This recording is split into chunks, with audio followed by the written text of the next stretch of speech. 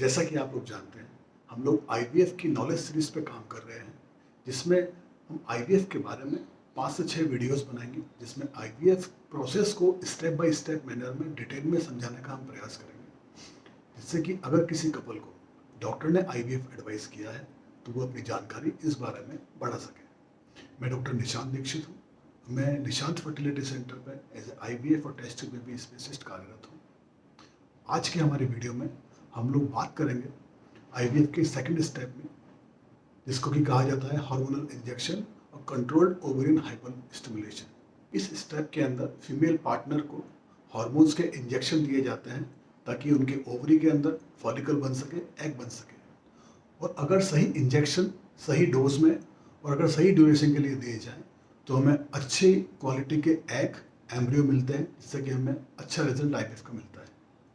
कई बार पेशेंट ये सवाल पूछते हैं कि डॉक्टर साहब, क्या आईवीएफ में इंजेक्शन लगाना ज़रूरी है क्या? देखिए, नेचुरली हमारे शरीर के अंदर सिंगल फॉलिकल बनता है और आईवीएफ के लिए हमें कम से कम 10 या 15 एग्स की आवश्यकता होती है, इसलिए इन इंजेक्शंस को लगाना आवश्यक होता है। ये इंजेक्शंस हमारी बॉडी के ही हार्मोन होते हैं, जिनको कि आर्टिफिशियली फार्मा कंपनीज द्वारा बनाया जाता है। और अगर इन इंजेक्शंस को राइट डोज में और कंट्रोल वे में दिया जाए तो ये काफ़ी सेफ इंजेक्शन होते हैं। पूरी दुनिया में हर महीने more than 1 million women IVF के पर्पस के लिए ये इंजेक्शंस लेती हैं और ये इंजेक्शंस काफ़ी सेफ होते हैं।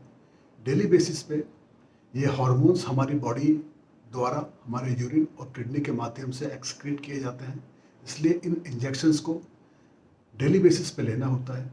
मुख्य रूप से इंजेक्शन 3 तरीके के होते हैं, जैसे कि urinary HMG, highly purified HMG और रिकॉम्बिनेंट गोनाडोट्रोपिन हार्मोन।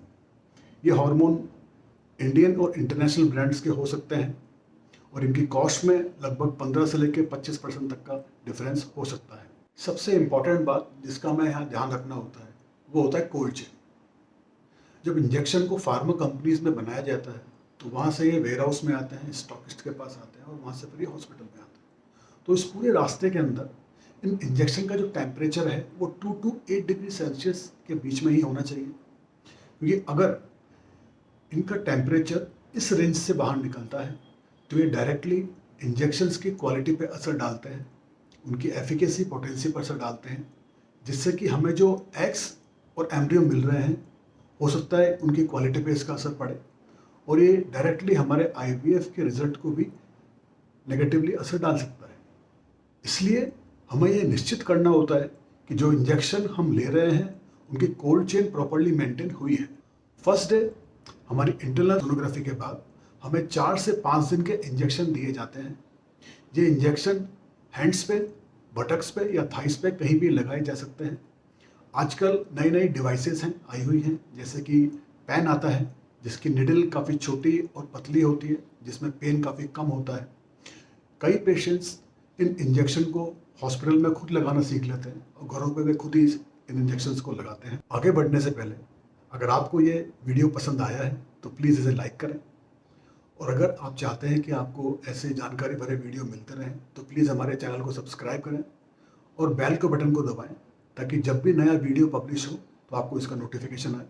और अगर आपकी कोई भी क्वेरी हो तो आप नीचे कमेंट सेक्शन में उसको डाल सकते हैं, मैं उसको जवाब देने का पूरा प्रयास करूँ। 4-5 दिन के बाद हमें हॉस्पिटल अपनी सेकंड विजिट के लिए जाना होता है। वहाँ पे हमारी अगेन इंटरनल सोनोग्राफी की जाती है और हमारे फॉलिकल के साइज के आधार पे हमारे इंजेक्शन की डोज को या तो सेम रखा जाता है या उससे बढ़ाया या घटाया जाता है। ये डिपेंड करता है कि जो हमारे फॉलिकल्स हैं वो किस स्पीड से ग्रो हुए हैं। हो सकता है इसके बाद 2 से 4 दिन के लिए एक और इंजेक्शन को ऐड किया जाए। इसके बाद हमें 2 से 3 दिन में 1 या 2 बार और आना होता है, और जब 3 फॉलिकल का साइज 18 मिलीमीटर साइज को क्रॉस करता है तब हमें फाइनल इंजेक्शन दिया जाता है, जिसे हम बोलते हैं ट्रिगर इंजेक्शन। ये ट्रिगर इंजेक्शन बहुत ही इंपॉर्टेंट इंजेक्शन होता है, क्योंकि ये हमारे जो फॉलिकल्स बने हैं उनके ओवुलेशन को ट्रिगर करता है और इसकी टाइमिंग इज़ वेरी इंपॉर्टेंट।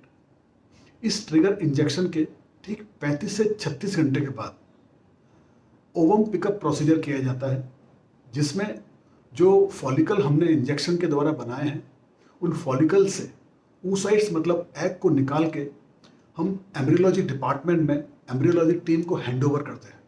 जब ये ट्रिगर इंजेक्शन लगाया जाता है तो ये ट्रिगर इंजेक्शन बेसिकली क्या करता है, फॉलिकल है उसकी वॉल पे जो oocyte है वो वॉल पे माउंट होता है और इस ट्रिगर इंजेक्शन की वजह से वो फॉलिकल जो है, जो एग जो है फॉलिकल की वॉल से रिलीज हो जाता है और फॉलिकुलर फ्लूइड के अंदर वो आ जाता है, जिसको कि हम एस्पिरेट करके बॉडी से बाहर निकाल सकते हैं। यहाँ पे ये इंपॉर्टेंट होता है कि ओवम पिकअप जो है ट्रिगर इंजेक्शन के 35 से 36 घंटे के बाद ही किया जाए, क्योंकि अगर ये प्रोसीजर इससे लेट किया जाता है तो हो सकता है कि हमें कोई एग ना मिले या जो एग मिलेगा वो अच्छी क्वालिटी का ना हो। और अगर इस प्रोसीजर को इससे पहले किया जाता है तो हो सकता है कि जो oocyte है वो फॉलिकल की वॉल से डिटैच ही नहीं हुआ है, तो हो सकता है हमको फॉलिकल ना मिले। इसलिए इम्पॉर्टेंट होता है कि ओवम पिकअप राइट टाइम पे किया जाए। इसके बाद जो अगला स्टेप होता है वो ओवम पिकअप होता है, जिसको कि हम अगले वीडियो में डिस्कस करेंगे।